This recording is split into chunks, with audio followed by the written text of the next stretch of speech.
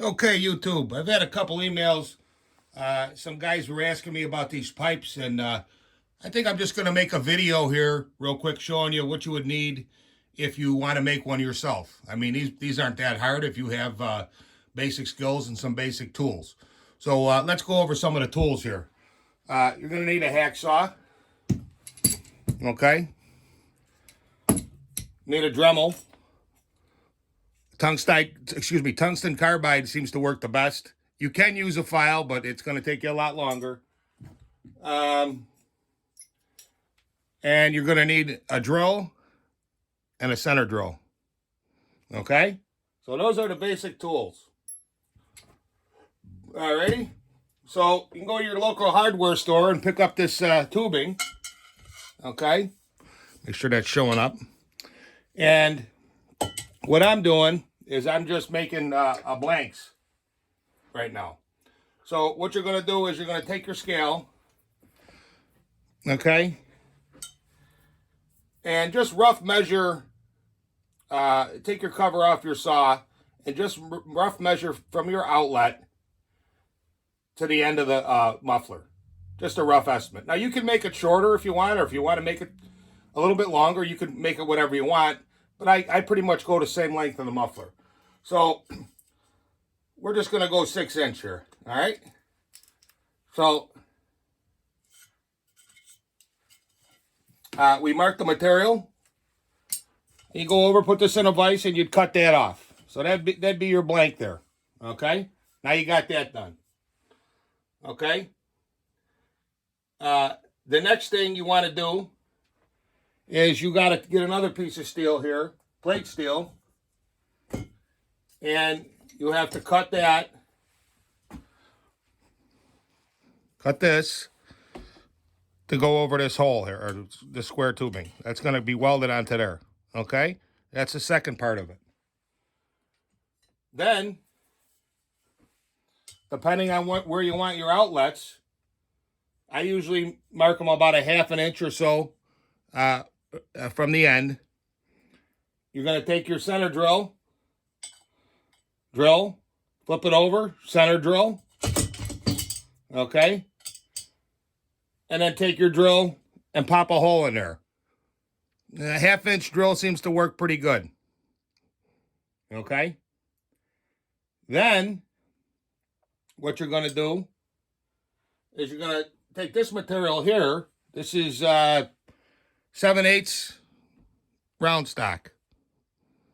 Let me see. Okay. And you're going to cut that off, and you can make this whatever length you want. I mean, you can make the pipes come out that far. I just use little stubby pipes because they seem to flow the best. I've tried them longer or shorter, and I got a certain dimension that seems to work. So you're going to cut this off. Cut off 2 of them. Okay.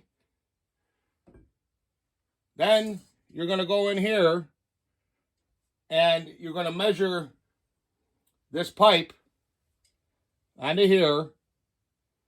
Take a marker, trace it, round your hole, and you're going to take your Dremel or your file and you're going to open this side up, flip it over, open this side up. Okay?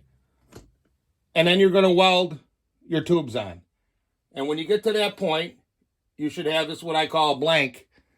You should have something that looks like this. And like I said, you can make these tubes come out longer, shorter.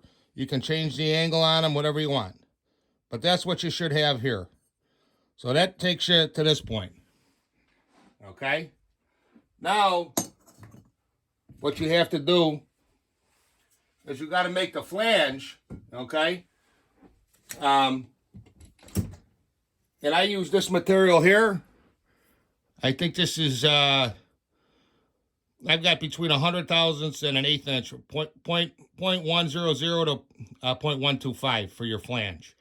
And what you want to do is you take your heat shield or your gasket. I use the heat shield. It's a little bit easier. You know, give yourself enough stock here where you got enough room. And what I do is I take my vice grip here and I squeeze it on there like that. Okay? Then, take your marker. I use paint pens. Mark your hole here, mark your hole here.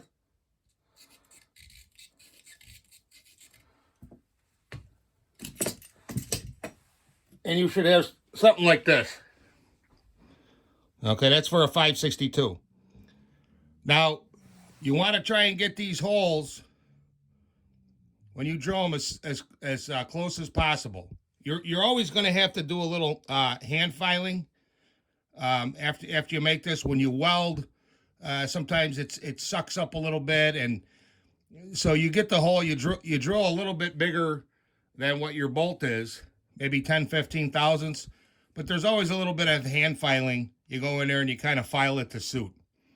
So you go ahead and center drill, pop your hole, and then you go ahead and you can put a half-inch hole here, and you go in with your file or your bit, and you go around here and open this up. Okay, that's your flange. Now that's a 562 XP. Okay, so then what you got to do is you have to take your blank, okay, and you have to match it to your cylinder. Now all these cylinders are a little bit different, the way the outlet is. As you can see, this one here is kind of angled, this way, at an angle like this, slightly. I'm exaggerating, but something like that. So you take your blank, and like I said, I cut these a little bit oversized, and what I'm going to do is I'm going to match this angle on this piece. So I'm going to cut this piece at an angle like this. Okay? So in your mind's eye, you could see it's kind of going to go like this when you cut it. All right? Then you take your flange and you go ahead and weld it up. Okay? Get everything centered, weld it up.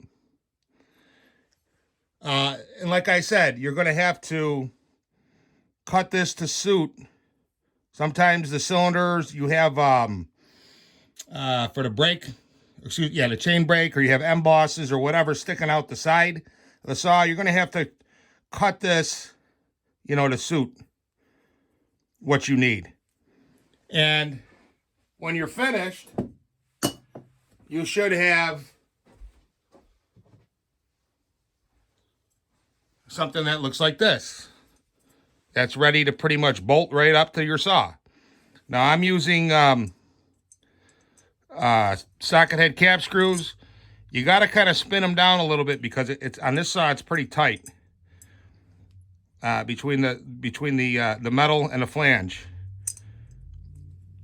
And like I said, when you get these, I try and make them so that they're bolt right on there. But sometimes you may have to, when you weld, you may have to take your file and just open this up just a little bit. If you go to put it on and it doesn't seem like it wants to go on, or it's real close, don't crank it in. It should go in nice and easy. You just take your round file that you use to sharpen your chain and just open this hole up a little bit. Couple strokes with a file, and she should go right on. And then once you get everything done, you want to obviously take it in some hot soapy water, wash it, dry it. And these are bead blasted here, ready to be painted. Okay? And that's pretty much all there is to it. Now, how long does it take you to make one? And what's the cost of the material? You're probably looking at about $8, $9, $10 worth of material to make one. And then your expendables, your hacksaw blades, your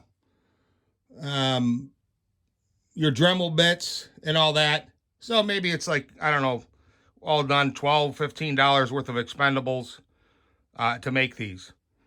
And it'll probably take you about 2 hours. Plus you have to have a MIG welder too.